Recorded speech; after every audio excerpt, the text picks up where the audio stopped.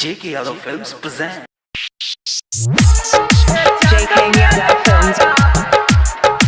Music director DJ Guddu Raj. Lakhnipur Mahesh Patel. Singing by Sanjeev Yadav. ए चांद मेरे तारा मैं दिल का हूँ मारा।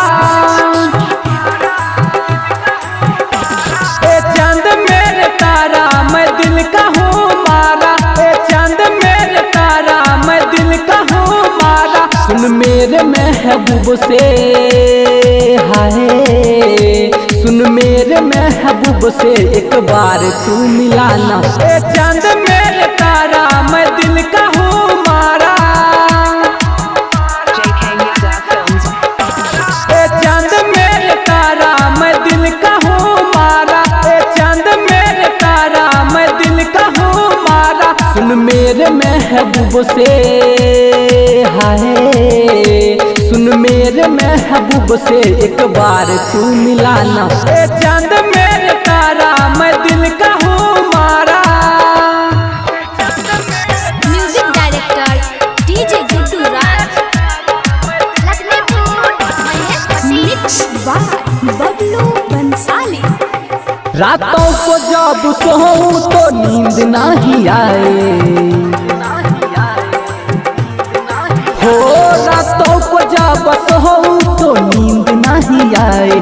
जहाँ भी मैं देखूं नजर वही आए। ए राम मेरे प्यारा मैं दिल का हूँ मारा। JK Yadav Films. ऐ राम मेरे प्यारा मैं दिल का हूँ मारा। सुन मेरे महबूब से हाय, सुन मेरे महबूब से एक बार तू मिलाना। ए चांद मेरे तारा मैं दिल का हूँ मारा।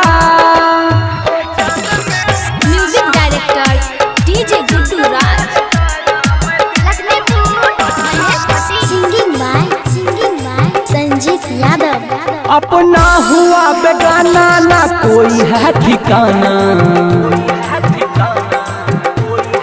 हो, अपना हुआ बेगाना ना कोई है ठिकाना।